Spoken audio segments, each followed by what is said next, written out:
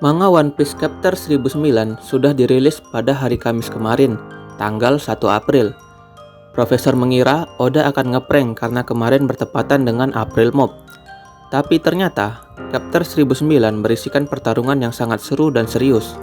Langsung saja, Profesor akan mereviewnya untuk mahasiswa anime sekalian. Namun sebelum itu, jangan lupa untuk subscribe dan nyalakan lonceng notifikasinya terlebih dahulu. Manga One Piece Chapter 1009 mendapatkan jatah color spread, di mana Oda Sensei menggambar seluruh anggota kru bajak laut tepi jerami sedang bermain salju bersama Otama, Komachio, dan Bunbuku. Mahasiswa anime yang lupa apa itu Bunbuku? Bunbuku adalah seekor teko milik Teguyama Hitetsu yang memakan buah iblis Inu-Inu no Mi model Tanuki. Manga One Piece 1009 dimulai dengan memperlihatkan kastil Onigashima yang tengah dilalap si jago merah akibat dari perbuatan Shogun Orochi yang membakar aula kastil Onigashima. Anak buah Kaido berusaha untuk memadamkan api yang telah membesar tersebut. Para Akazaya Nine yang sedang bergegas untuk mencari tuannya Momonosuke, di tengah perjalanannya mereka berpapasan dengan Shogun Orochi dan pengawalnya sang pemimpin ninja Fukuro Koji. Shogun Orochi dan Fukuro Kuju sedang membakar kastil Onigashima. Kedua belah pihak sangat terkejut dengan pertemuan tak terduga mereka. Fukuro Kuju pun mendekati tuannya, Shogun Orochi, dan berbisik bahwa Akazaya Nine tidak mengetahui bahwa tuannya, Shogun Orochi, pernah mati satu kali akibat ditebas oleh Kaido. Fukuro Kuju pun meminta Shogun Orochi untuk lari dan membiarkan dirinya melawan seluruh Akazaya Nine sendirian. Namun, Shogun Orochi menolak permintaan Fukuro Kuju karena dia takut jika kembali ke dalam kastil, maka ia akan terlihat oleh para anak buah Kaido. Shogun Orochi yang melihat para Akazaya Nine yang telah terluka parah dan babak belur akibat bertarung melawan Kaido, merasa dia mampu dan sanggup untuk menghabisi seluruh pengikut setia klan Kozuki tersebut.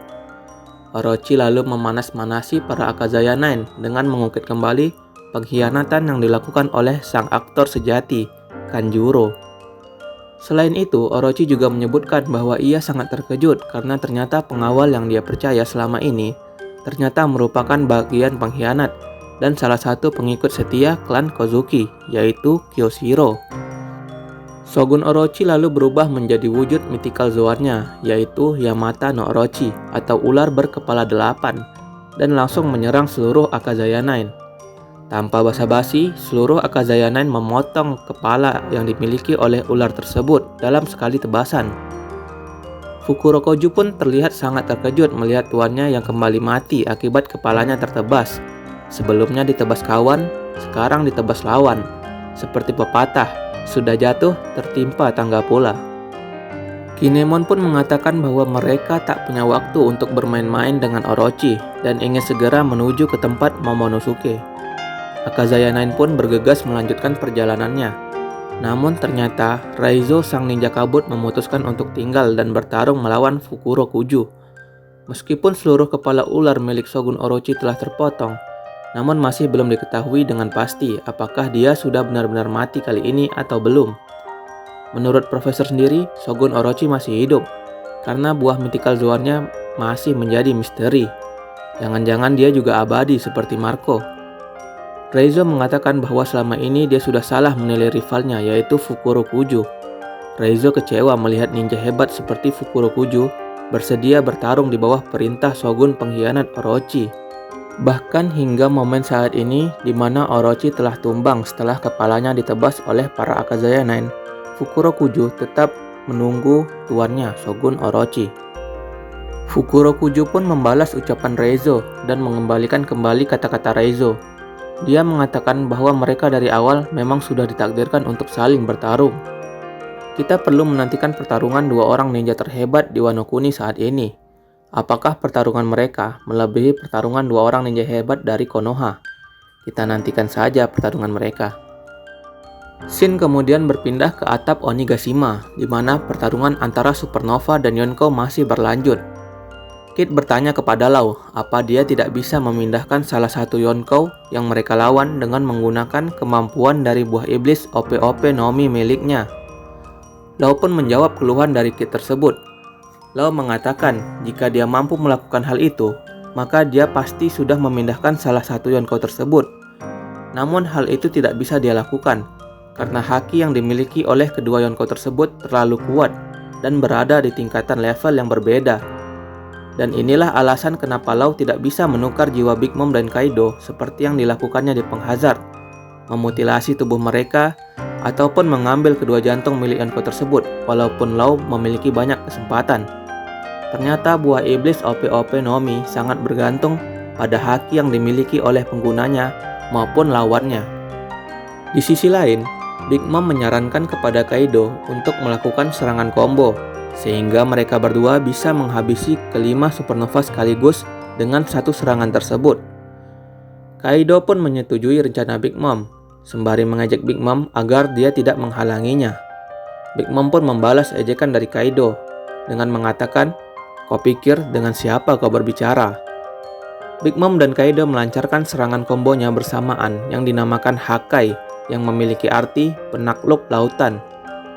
Big Mom dan Kaido melancarkan serangan dengan mengayunkan senjata mereka, yaitu pedang yang dimiliki oleh Big Mom dan gada besi yang digunakan Kaido. Yang mana efek dari serangan tersebut menghasilkan gelombang serangan yang sangat cepat, kuat, dan besar meluncur tepat ke arah para supernova. Melihat serangan tersebut datang, sang pendekar pedang kita, Zoro Senpai, mencoba menahan serangan combo tersebut dan memberikan waktu kepada supernova yang lain untuk menghindar. Meskipun Zoro hanya mampu menahan serangan combo dari kedua Yonko tersebut selama sepersekian detik, namun akibat dari ulahnya itu, seluruh supernova yang lain dapat selamat. Serangan combo dari Big Mom dan Kaido berhasil menghancurkan sebagian dari pulau Onigashima. Setelah melakukan serangan tersebut, Kaido dengan hakinya merasakan bahwa seluruh supernova masih hidup. Di sisi lain, kelima supernova yang berhasil selamat mengucapkan terima kasih kepada Zoro yang telah menahan serangan combo tersebut meskipun hanya sesaat. Lau pun ternyata berhasil memindahkan Zoro sebelum dia terkena serangan itu. Namun ternyata sang kapten kita, Mugiwara no Luffy, langsung melakukan serangan dadakan menggunakan Gomu-Gomu Red Hawk menuju ke arah Kaido. Namun ternyata Kaido bisa menghindarinya. Luffy pun berkata kepada Kaido, "Ternyata kau menghindarinya ya Kaido? Apa kau takut terluka oleh seranganku?" Setelah menghindari serangan Luffy, Kaido pun bersiap membalas serangan Luffy dengan menggunakan gada besinya. Luffy pun menangkis dan melindungi kepalanya agar dia tidak langsung KO dalam sekali pukul. Luffy yang menerima serangan dari Kaido terhempas. Lalu Kaido melanjutkan serangannya dengan mengeluarkan petir dari mulutnya. Luffy pun kembali menghindar. Kaido kemudian berubah menjadi wujud naganya dan terbang ke atas. Kaido lalu memutar gada besinya dan bersiap untuk menghancurkan kepala topi jerami. Kaido pun melancarkan serangan. Akibat dari serangannya itu, Luffy terpukul telak. Apakah Luffy akan kembali kalah? Shin pun kembali berpindah ke arah 4 supernova yang lain. Ternyata mereka sudah menyiapkan sebuah rencana untuk mengalahkan Big Mom. Terlihat Kid sedang membuat kotak dari tumpukan logam dengan menggunakan kekuatannya. Lalu, Lau menggunakan roomnya dan mencoba memindahkan awan dari Big Mom. Ternyata yang dipindahkan oleh Lau adalah Zeus. Zeus kemudian dipindahkan menggunakan Sembles masuk ke dalam kotak yang telah dibuat oleh Kid. Lalu supernova yang lain yaitu Killer dan Zoro memulai serangan mereka, di mana Killer mencoba menyerang pedang Big Mom, sedangkan Zoro mencoba menyerang Prometheus. Big Mom pun terjatuh akibat Prometheus yang telah diserang oleh Zoro. Zoro kembali menyerang Prometheus agar Prometheus tidak bisa kembali bersatu. Zoro menggunakan teknik tebasan api yang dipelajarinya dari Kinemon.